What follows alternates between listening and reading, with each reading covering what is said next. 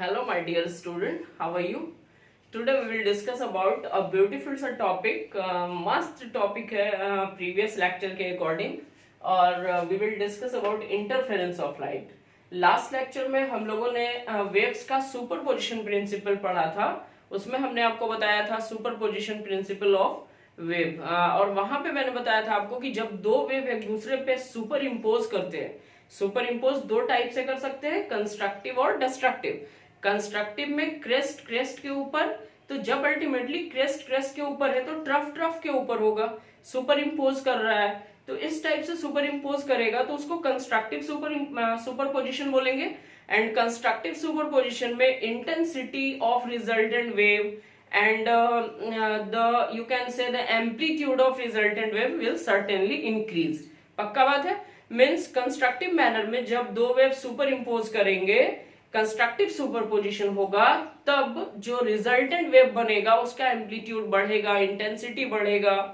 और जब destructive superposition होगा, आई मीन क्रेस्ट ट्रफ के ऊपर चला गया, अपोजिट हुआ क्रेस्ट ट्रफ के ऊपर, तब intensity of resultant wave and amplitude of resultant wave, this all things will certainly decrease. ये लास्ट लेक्चर में हम लोगों ने डिस्कस करा था. अब सुपरपोजिशन पढ़ने का ना जो जबरदस्त अपने को आउटपुट मिल रहा है, that is the interference of light. भाई, this is the very big gift of nature. Interference of light is so beautiful thing. You just feel and imagine about the interference of light. When light superimpose on each other, it makes colorful streaks. It makes some beautiful scenario at the wet road when the fuel of vehicle leaked out there. Means this all interference of light gives surprising examples around us. So just keep watching. And now, what is the basic definition of interference of light? That is very simple. I am just writing for you all. Just take the simple definition. The phenomenon of redistribution. The phenomenon of redistribution of light waves when they superimpose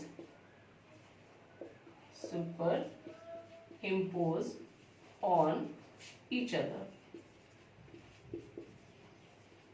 This simple definition is called interference of light. अब बहुत सारी चीजों का यहाँ पे आपको ख्याल भी रखना पड़ेगा. शॉर्ट एंड स्वीट टाइप से मैंने डेफिनेशन यहाँ पे दिया. And the definition is the phenomenon, एक फेनोमेनन है, you can observe, you can see the phenomenon of redistribution of light energy, okay, या light waves when they superimpose on each other. Means दो light waves जब एक दूसरे के ऊपर super impose करता है, ठीक है ना, सुपर इम्पोज करता है, तो उसके बाद जो लाइट वेव्स होते हैं उनका रीडिस्ट्रीब्यूशन होता है. रीडिस्ट्रीब्यूशन मीन्स कहीं पे डार्क हो सकता है, रीडिस्ट्रीब्यूशन बोले तो आप कहीं पे ब्राइट हो सकता है, कहीं पे कोई डिफरेंट कलर की अपीयरेंस आ सकती है. तो रीडिस्ट्रीब्यूशन होता है लाइट वेव का. इसी घटना को this phenomenon is called superposition, interference of light. Now some cue points are here. सबसे पहले ना, ये जो दोनों वेव्स होना चाहिए, waves must be originated from coherent sources.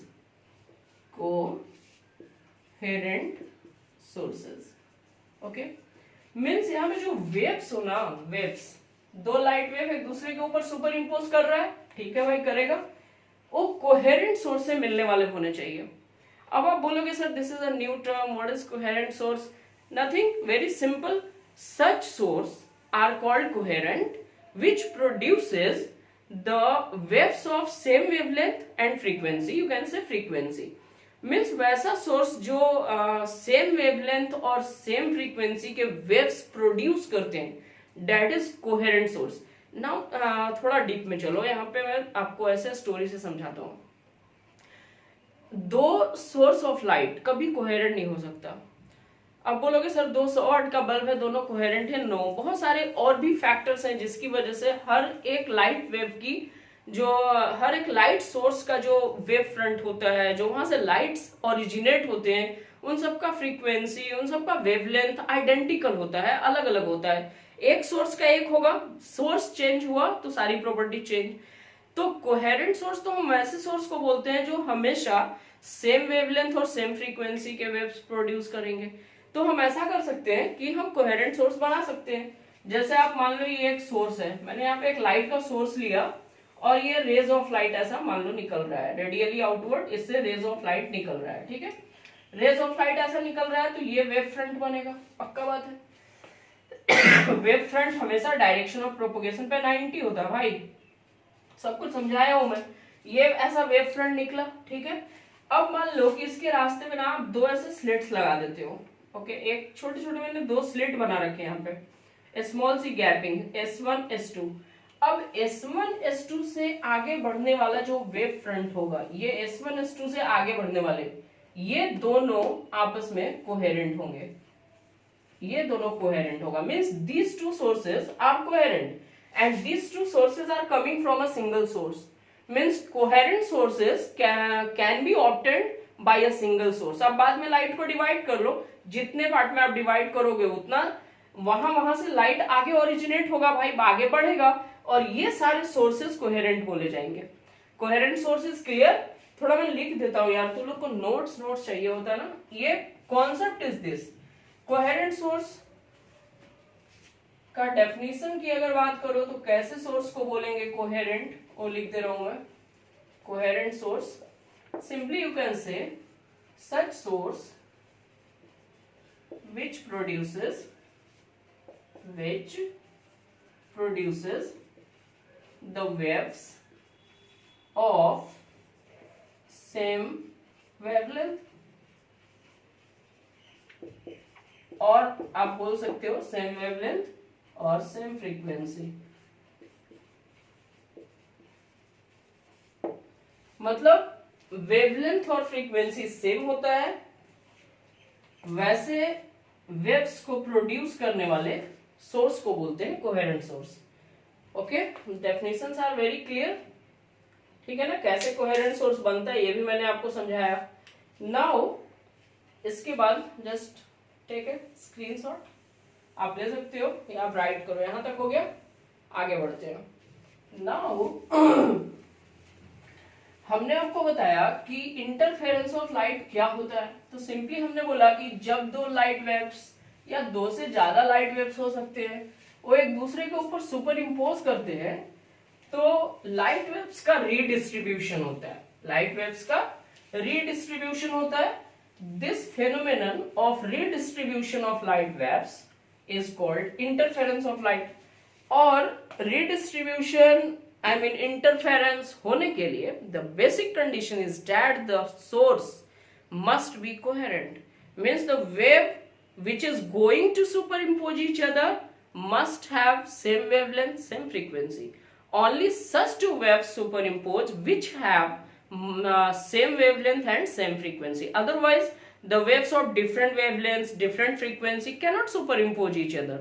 So basic thing to understand the phenomenon interference and the superposition, it is very sure कि in interference the light source must be coherent. What is coherent source? I have given you in detail. How can you construct coherent source? I have given you in detail. Now we will take some examples and examples you will write, मैं बोल रहा हूँ बस। You some time observe there is a colorful streak on the wet road। कहीं पे गीली सुनसान सी सड़क है, आप वहां पे देखते हो, कभी आपने ऐसा नोटिस करा होगा कि रोड है, कहीं पे गीली रोड है, पानी वानी गिरा होगा पहले कभी, मतलब नमी है वहां पे, और उस पे अगर किसी भी गाड़ी का फ्यूल, व्हीकल का फ्यूल गिर जाता है तो वहां से कलरफुल अपीयरेंस आता है। Have you noticed? and many more other examples you have noticed like that when air bubble go in sunlight। जो एयर बबल होता है ना अपने स्टाइल वाला बुलबुला पानी वाला, वो जब सनलाइट में जाता है तो कलरफुल अपीयरेंस देता है। you have seen lot of birds which when turn give colorful streaks, colorful appearance on the feather। you have all noticed about such beautiful phenomenon, and these are the basic examples of the interference of light. So I have said interference of light is too much beautiful topic. It just give natural feeling as like the colorful streak of feather of peacock. जो peacock है उसके feather हर angle में वो turn होगा, आप colourful sticks देखते हो। And आप वेट रोड पे जो फ्यूल वाला केस मैंने बताया वहां देखते हो। This all are the examples of interference of light. Okay, now we will discuss about the basic theory and it is going mathematical. Now we will discuss interference in more broad sense, and we will discuss with the help of mathematical derivations to know the maximum intensity, maximum resultant, and all these things, interesting questions. And just put your heading. Now we will discuss about, you can say, basic theory. Basic theory of interference of light. Basic theory of interference of light. Now see basic theory. Just consider this is, अभी मैंने यहाँ पे slit बना के आपको समझाया था। Just consider this is source S1 and this is source S2. Okay, there is a wave moving. Actually wave is moving like this and it reaches to this point. There is another wave, it is moving like this. इस तरह से चल के ना दोनों यहाँ पे पहुंचते हैं। अब हम मान लेते हैं S1 and S2 are coherent sources, और ये दो लाइट वेव ऐसा निकला, यहाँ पे जाके एक दूसरे को सुपर इम्पोज किया, इस पोजीशन पे जाके सुपर पोजीशन हो गया, सुपर पोजीशन हो गया। अब सुपर पोजीशन होने के बाद का सीन समझिए। हमने ऐसा मान लिया कि लेट एक वेव हम मान लेते हैं y1, this is a sin omega t, ठीक है, एंड अनदर वेव हम मान लेते हैं y2 is equal to b sin omega t plus 5, ठीक है। First wave is y1 equal to a sin omega t and second wave is y2 is equal to b sin omega t plus 5. Now these two waves are going to superimpose each other. I have already said you superposition. What is superposition? The vector sum of individual waves. तो ये दोनों wave का vector sum करना पड़ेगा, means y is equal to y1 plus y2. आप लिख सकते हो according to superposition principle. Superposition principle के according this implies resultant y is equal to y1 is very simple a sin omega t plus y2 b sin omega t plus 5।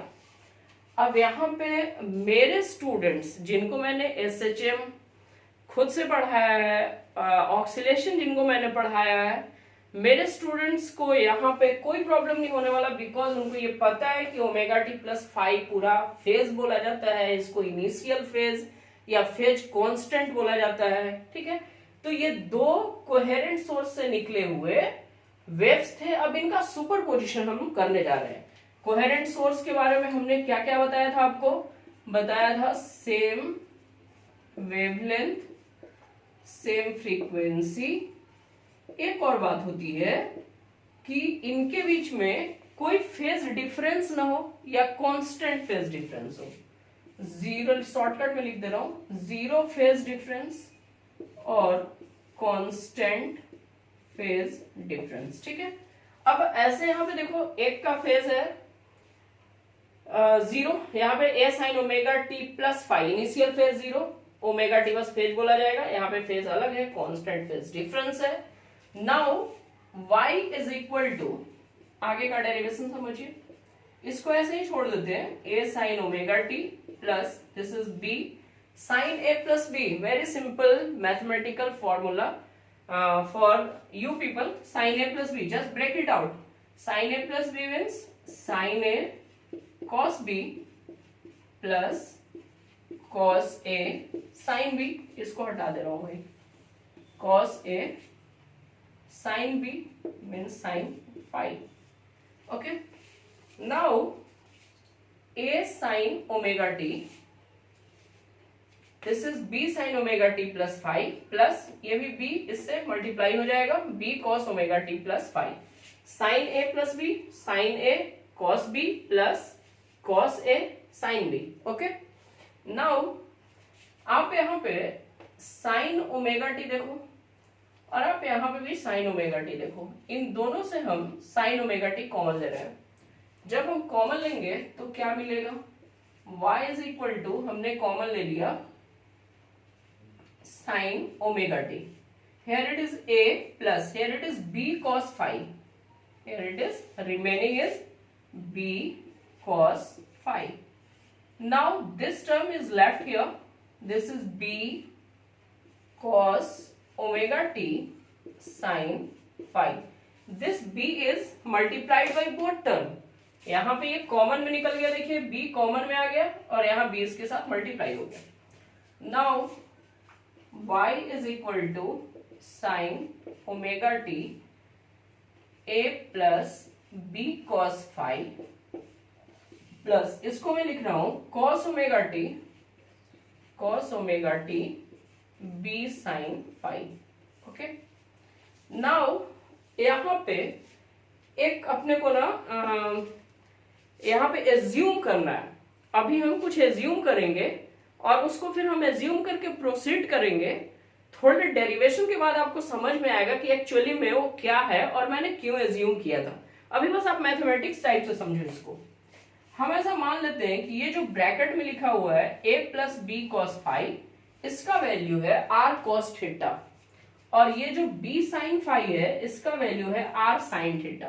Just feel, हमने ऐसा बोला कि let a plus B cos phi is equal to r cos theta and b sin phi is equal to r sin theta.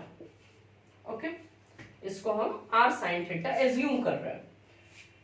यहां तक आप copy करो, फिर इसका वैल्यू हम इसमें पुट करेंगे और आगे का सॉल्यूशन हम समझाते हैं आपको. जल्दी राइट इट फास्ट.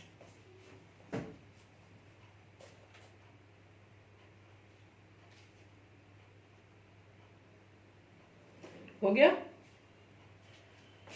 अब लास्ट वाला लाइन छोड़ रहा हूं मैं, फिर हम इस डेरिवेशन को आगे प्रोसीड करते हैं.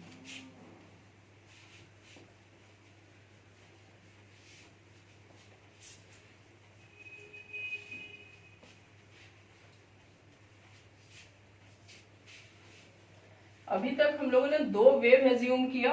एक था y1 जिसका value a sin omega t, दूसरा y2 जिसका value b sin omega t plus phi. यहाँ पे हम लोगों ने जो कॉमन लिया था वो वैल्यू यहाँ पुट करते हैं, तो फाइनली अपने को जो मिलेगा, therefore y is equal to, ये देखो आप sin ओमेगा t तो लिखा हुआ है, लिख देता हूं sin ओमेगा t.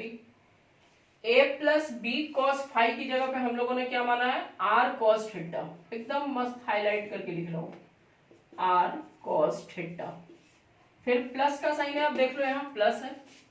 उसके बाद लिखा हुआ है cos ओमेगा टी, पहले से लिख दे रहा हूं cos ओमेगा टी. ब्रैकेट में लिखा हुआ है b sin phi is equal to r sin theta. एकदम हाईलाइटेड वैल्यू पुट किया मैंने, r sin थीटा. ठीक है, अब थोड़ा देखो बेटा, अगर आप r कॉमन ले लेते हो तो sin a cos b plus cos a sin b. Got the message? Okay, तो आप r यहाँ पे कॉमन ले लो. जब आप r कॉमन ले लेते हो तो बचता क्या है, देखो आप r आपने कॉमन ले लिया, बचा sin omega T cos sin omega T cos theta plus यहां से बचा cos omega T sin theta, cos a sin b plus cos a sin a cos b plus cos a sin b means sin a plus b. तो therefore y is equal to R sine omega T plus theta. This is the equation of resultant wave. This is the equation of resultant wave.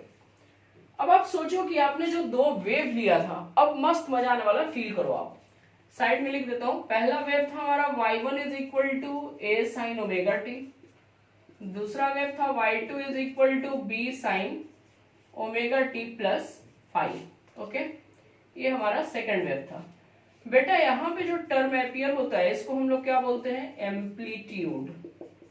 Amplitude बोलते हैं। ये पूरा जो लिखा हुआ है omega T plus five, इस पूरे को हम लोग बोलते हैं फेज, और इसको बोलते हैं initial phase. Initial phase. Okay, अब आप सोचो, जैसा जैसा आपका फर्स्ट वेव है वैसा ही सेकंड वेव भी हमने लिया था, सोर्स कोहेरेंट है, तो रिजल्टेंट भी आपको बिल्कुल वैसा ही मिला। Means resultant wave is harmonic with y1 and y2. Important point is that thus resultant wave is harmonic with both waves y1 and y2. अब यहाँ पे r आपको समझ में आ रहा होगा क्या है। r is what? इस प्लेस पे जो आता है, जैसे y1 का a क्या है? एम्पलीट्यूड, y2 का b एम्पलीट्यूड, तो रिजल्टेंट का r क्या है? Amplitude. r is the resultant of amplitude. r को आप क्या बोलोगे? रिजल्टेंट एम्पलीट्यूड बोलो, चलेगा। अब अगर यहाँ पे टर्म r आया है तो इस टर्म को क्रिएट करने वाले आप हो। गिवन इंफॉर्मेशन में r कहीं पे अपियर नहीं हुआ था, आपने बाद में एज्यूम किया था। सी दिस, आपने एज्यूम किया था let a plus B cos phi is equal to R and b sine phi is equal to R sine theta. ये एज्यूम्ड था। गिवन इंफॉर्मेशन तो बस a है, b है, फाइव और ओमेगा टी के टर्म में है। गिवन इंफॉर्मेशन में तो ये था नहीं कि थीटा अपियर होगा, आर अपियर होगा। तो अब आर है क्या, इतना पता चल गया अपने को। आर है क्या? Resultant amplitude.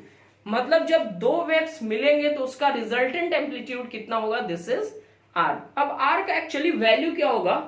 तो वेरी सिंपल, आप जो ये यहाँ पे दोनों एजम्पशन है आपका, उस पर फोकस करो।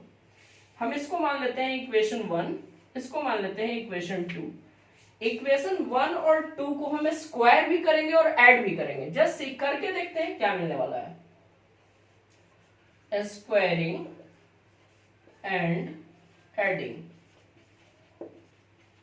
Equation 1 and 2। इसका स्क्वायर कर लो आप, तो a plus B cos phi का स्क्वायर प्लस इसका स्क्वायर कर लो b साइन फाइव का square is equal to RHS r square cos square theta plus इसका स्क्वायर कर लो r square sine square theta. दोनों इक्वेशन को स्क्वायर किए और ऐड किए। तो इक्वेशन को ऐड करने के लिए भैया LHS को LHS से ऐड करते हैं और RHS को RHS से ऐड किया जाता है। नाउ a प्लस बी का whole square, very simple, a square plus B square plus 2ab। पक्का? a स्क्वायर, b ये पूरा है तो b स्क्वायर प्लस 2a और ये b cos phi plus this is b square sine square phi is equal to. अब आप देखो, दोनों में अगर आप r स्क्वायर कॉमन ले लेते हो, यहाँ पे दोनों में आप r स्क्वायर कॉमन लेते हो, तो ब्रैकेट में क्या बचने वाला है? cos square theta plus sign square theta. And cos square theta plus sign square theta you know, बचपन से आपको बताया 1, तो ये होने वाला है यहाँ पे r स्क्वायर। अब इस तरफ आप देखो, B square cos square five, B square sine square five.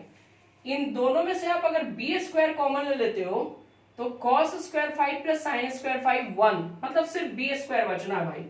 तो देयरफॉर अब बोलो, इधर से मिला r square is equal to this is a square, ये दोनों को मिला के plus B square and this is your plus 2ab cos 5।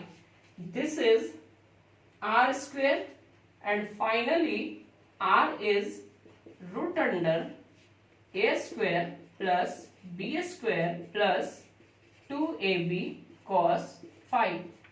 This is the amplitude of resultant wave. Now carefully see the expression of resultant wave. Resultant wave is equal to root under a square plus b square plus 2ab cos phi. Here a, the amplitude of first wave, there b amplitude of second wave, 2ab cos phi. Phi is the initial phase of second wave, or you can say phi is the initial phase difference between y1 and y2. y1 का phase देखो आप sign के बाद omega T, y2 का phase देखो आप sign के बाद ओमेगा टी प्लस फाइव. इन दोनों को आप माइनस अगर करने वाले हो तो सिर्फ आपको फाइव मिलेगा. मीन्स इनिशियल फेज इनका फाइव था, दिस इज फाइव. ये जो रिजल्टेंट का फॉर्मूला मिला इसमें हमारे सारे वेव्स के दिए गए टर्म्स अपीयर हो गए. मीन्स आर रिजल्टेंट वेव, उसका फॉर्मूला ये. अब आप ये बोल सकते हो कि सर आर के साथ आपने थीटा भी तो एज्यूम किया था, आपने आर कॉस थीटा और आर साइन थीटा नाम माना था वहां पे. तो what is that? What that theta is? Very simple. What that theta is. Now जो आप इसको राइट करो, फिर मैं देखता हूं.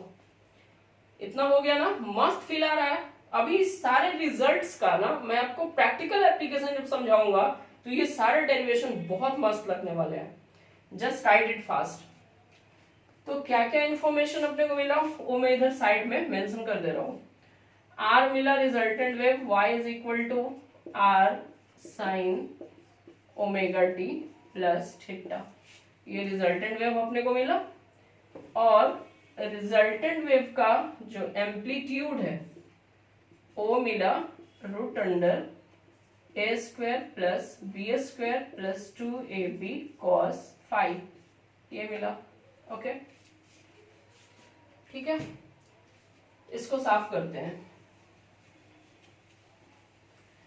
एक टर्म जो आर अपीयर हुआ था, जो हम लोगों ने खुद से एज्यूम करा था, जो बाद में पता चला कि रिजल्टेंट वेव का एम्पलीट्यूड है, वो आर तो अपना हो गया पार.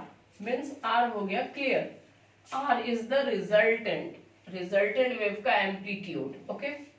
नाउ जो दो इक्वेशन हम माने थे वो समझो. एक था a plus B cos phi is equal to R cos theta माने थे हम लोग, और दूसरा हम लोगों ने माना था b sine phi is equal to R sine theta. b sine phi is equal to R sine theta. ये दो इक्वेशंस हम लोगों ने माने थे. ठीक है.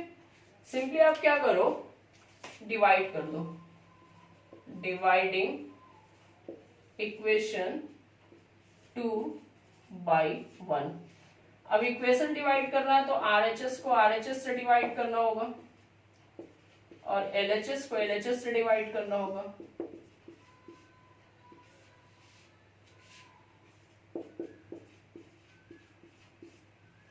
R से R उड़ा दे. Sine theta by cos theta, tan theta. Tan theta is equal to B sine phi divided by a plus b cos phi. This is the derivation. Now theta क्या बेटा बोलो, अब तो बोलो. देखो थीटा क्या है? थीटा है initial phase of resultant wave. Theta is initial phase of resultant wave. ये सारे टर्म्स अगर सबका नोमेनक्लेचर, सबका पोजीशन अगर आपको पता नहीं होता है, आप कभी न्यूमेरिकल कर ही नहीं पाएंगे. वेव का, एसएचएम का, ये सारे जो बेसिक क्वेश्चंस होते हैं उसकी क्राइटेरिया बेटा कि आपको ना टर्म आइडेंटिफाई करने पड़ेंगे, सबके लोकेशंस आइडेंटिफाई करने पड़ेंगे, तब आपको न्यूमेरिकल्स आराम से बनेगा. तो यहाँ पे हर एक वर्ड को जानना, उसका नाम जानना बहुत इंपॉर्टेंट है. थीटा क्या है बोलो. थीटा देखो इक्वेशन से देख के बताओ. y is equal to R sine omega T, ये पूरा फेज रिजल्टेंट का, ये इनिशियल फेज. उसके बाद फाई जो यहाँ पे फॉर्मूला में अपीयर हुआ, बताओ जल्दी से फाई क्या है. देख लो भैया फाई क्या है, फेज डिफरेंस दोनों के बीच में, ठीक है, फेज डिफरेंस समझाया था मैं, phase difference between y1 and y2 means अपने को वन मोर इंफॉर्मेशन जो मिला वो है tan theta is equal to b sin phi divided by a plus b cos phi। ये सारे इंपॉर्टेंट अभी तक अपने को फॉर्मूला मिल चुका है। ओके, नाउ इसमें और भी कुछ बातें बता रहा हूं, जल्दी से आप लिखो इसको।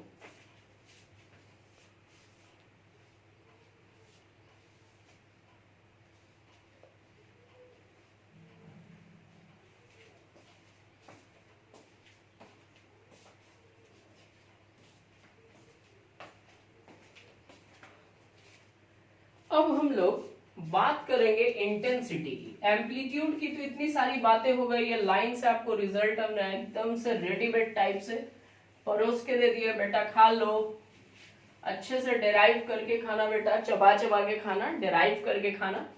टॉपिक इज, मैंने बताया ही था आपको, beautiful gift of nature, interference of light.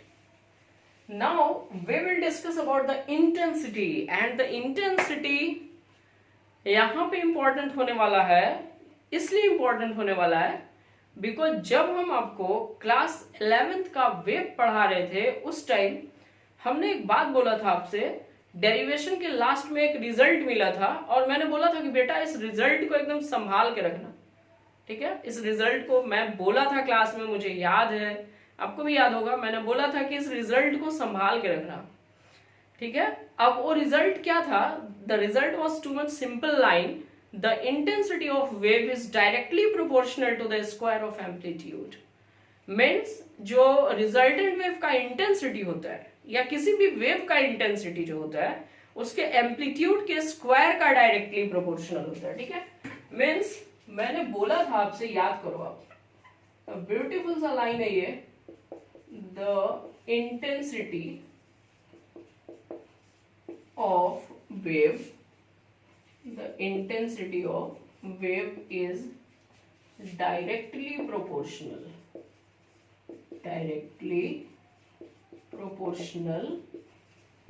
to the amplitude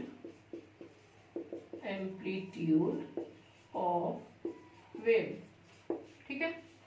अब यहां पे फर्स्ट वेव हमारा क्या है, फर्स्ट वेव है y1 is equal to a sine omega t।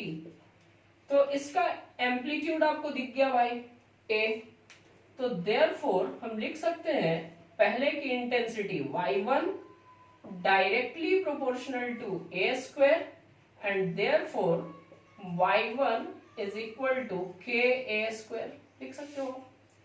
इसी तरह से आप लिख सकते हो since y2 is equal to b sin omega t plus phi, तो यहां पे दूसरे का intensity I2 is equal to proportionality constant k ही आएगा, k b स्क्वायर, ये लिख सकते हो आप।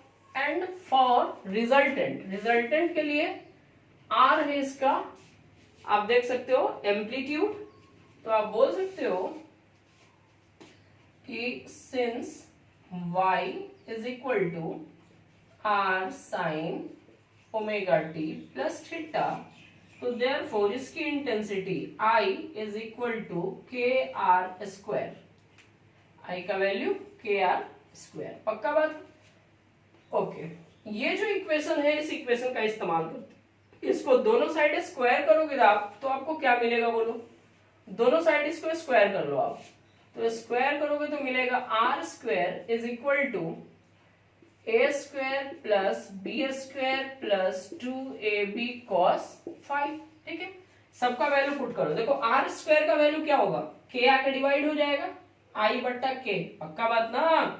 अरे देयरफॉर आर स्क्वायर के मल्टीप्लाई में है, डिवाइड हो गया आई बट्टा के, लिख दो आर स्क्वायर हो गया आई बाई के, ए स्क्वायर क्या हुआ बोलो, ए स्क्वायर हो गया आई वन बाई के, ए स्क्वायर हो गया आपका आई one by K, B square हो गया आपका आई टू बाई के, देखो यहाँ पे बी स्क्वायर के आके डिवाइड होगा I two by K plus 2 A मतलब ए रूट लग जाएगा, root under I one by K, B की जगह पे root under I two by K, और बाद में आपका लिखा हुआ है cos फाइव। ठीक है, लाइन क्लियर नहीं हो रहा है क्या? दोबारा लिख देता हूं मैं, lack of space. R square की जगह पे आई बाई के, फास्ट समझो, आई बाई के, ए स्क्वायर की जगह पे I one by K, B square की जगह पे I two by K plus 2 A की जगह पे रूट कर लो इसका, root under I one by K, B की जगह पे आई टू बाई के, बाद में cos फाइव। सब में से के कॉमन लेके काट देते हैं, देखिए आई के यहां भी रूट के इंटू रूट के हो जाएगा, कैंसिल। फाइनली आई बराबर I one plus I two plus 2 root under I one I two cos five. ये रिजल्टेंट वेव का इंटेंसिटी निकला। This is the intensity of resultant wave, means here I stand for intensity of resultant wave. Okay, intensity of resultant wave is equal to पहला का intensity plus दूसरा का intensity plus 2 root under I one I two, root under first का intensity second का intensity cos five. Five is the phase difference between both waves. Copy it fast.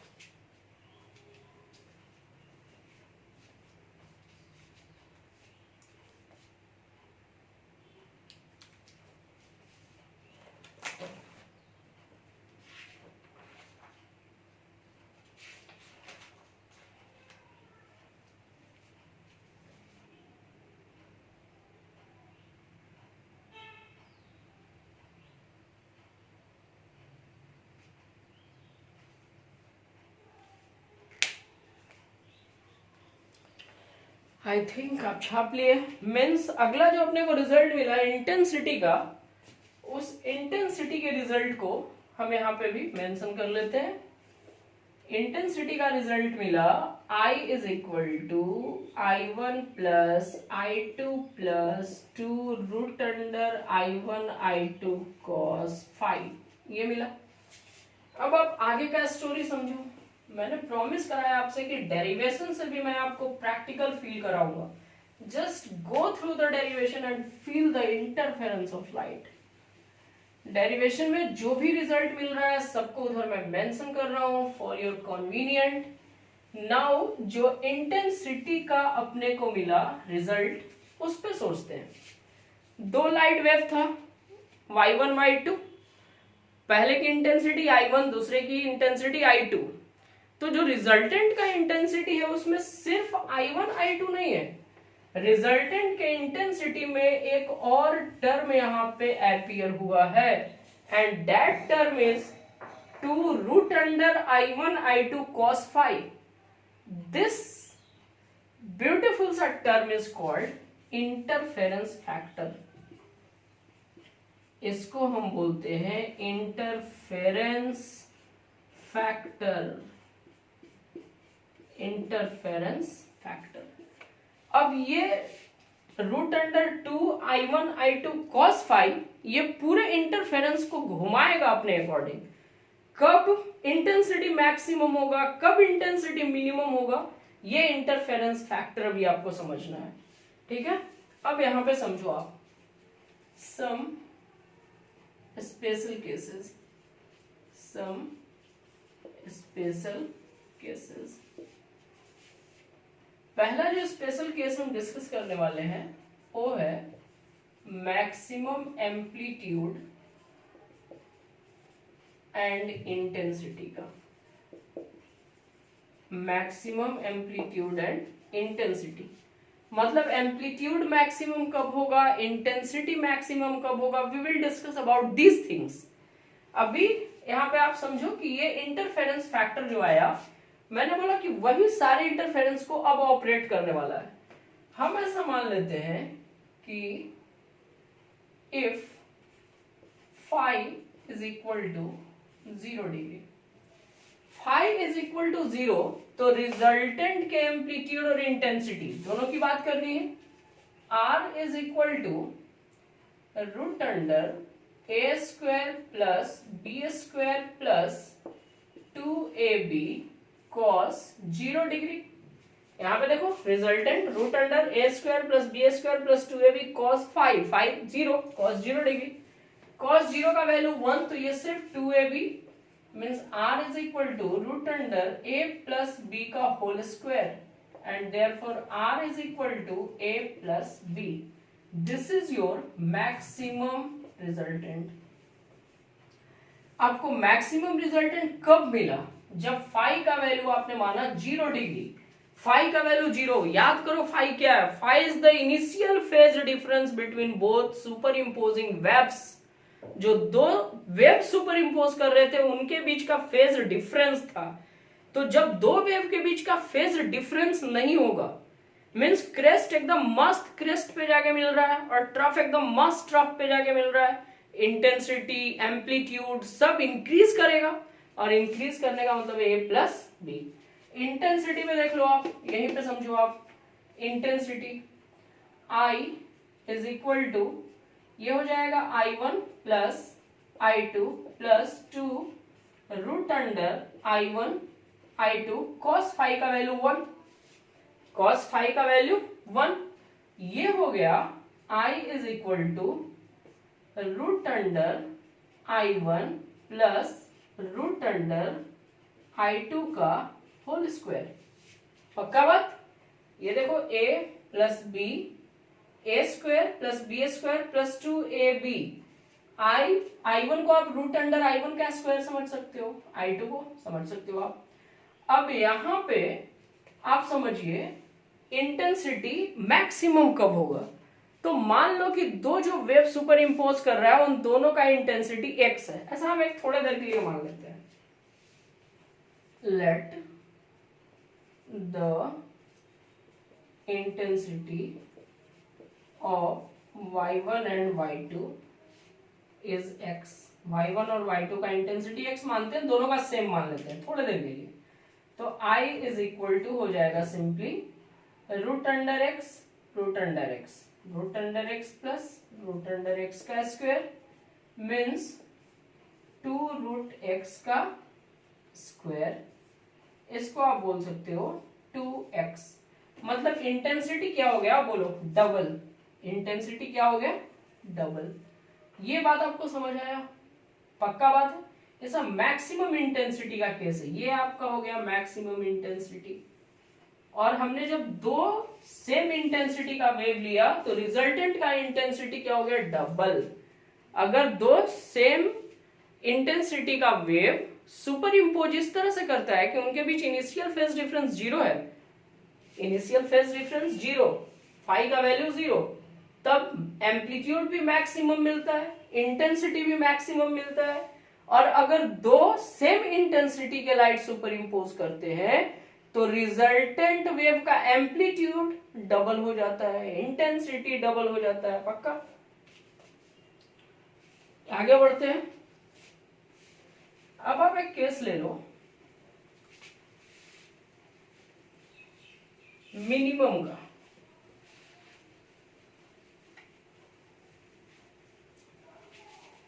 जल्दी से आप right करो इसको।